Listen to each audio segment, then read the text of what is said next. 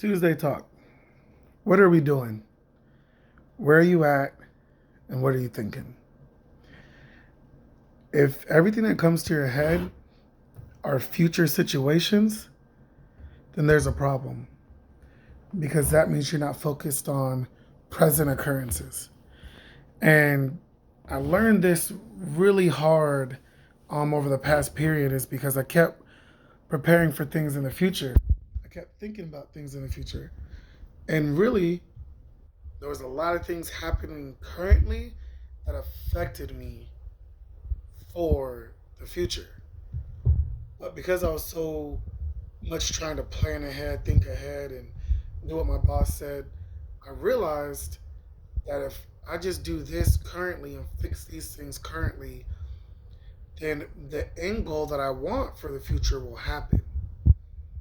So I think we kind of get lost in that translation to where we're like, hey, let me do this or let me write these things down and let me think right now of what's going to happen to me later on down the road or what will someone say if I do things this way next time.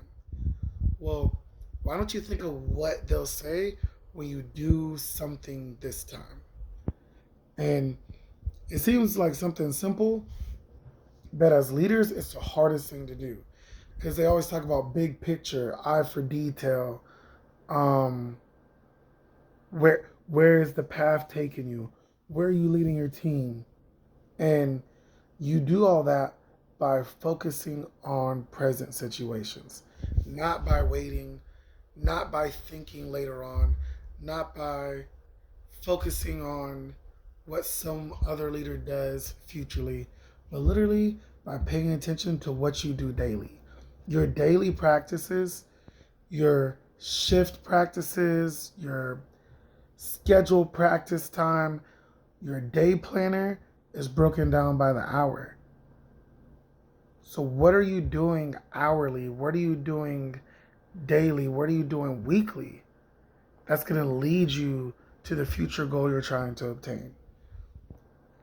And I think that's the main focus nowadays that we're missing because we think that the end game is being a millionaire, that the end game is having a big house or the next newest car. But you didn't pay attention to how you balanced your checkbook daily. You didn't pay attention to how you saved monthly. You didn't pay attention to how you acquired investments yearly to get you to that big purchase you want as your end game. And those are the things that you can do now. Those are the things that you can control. And that's what we're losing sight of. We focus on what we can't control and who's going to control that versus focusing on what you can control daily to get to where you want to be. To me, that's one of the deciding factors between millionaires and thousandaires, right?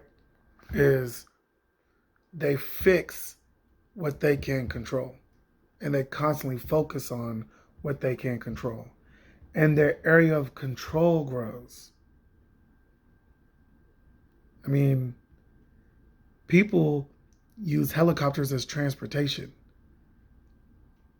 You remember when you moved up in the game from a bike to a car or from your legs to a bike?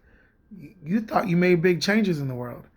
Imagine when you move from a car to a helicopter or from a truck to a jet. Imagine what becomes at your disposal and what we lose sight of. And it's all because you pay attention to what you can control. That's what it comes down to. So that's what I really learned throughout this week that I really messed up on a lot is I didn't pay attention to what I could control right now. I was worried about what I could plan for later. But what I'm planning for later will be affected by what I can control right now. Good talking to y'all. Make sure to follow me on Instagram, True Visionary XIV, Snapchat, True Visionary XIV. I came up in the game, y'all. This isn't my first video on YouTube with my iPhone, but I did get an iPhone. I really don't like the feeling of it, but I did get one. And again, it's because maximizing time and convenience. That's what I figured out. Doing what I can control. So I may not like the iPhone, but everyone that I'm around has one. Where I work has one. It makes things easier to send and do. So I didn't conform. I just realized things would be easier if I had it. So I'm sorry to all the Android users in the world, because this is what I did. I feel like I forsaked my family or something. Y'all have a good one. Till next time.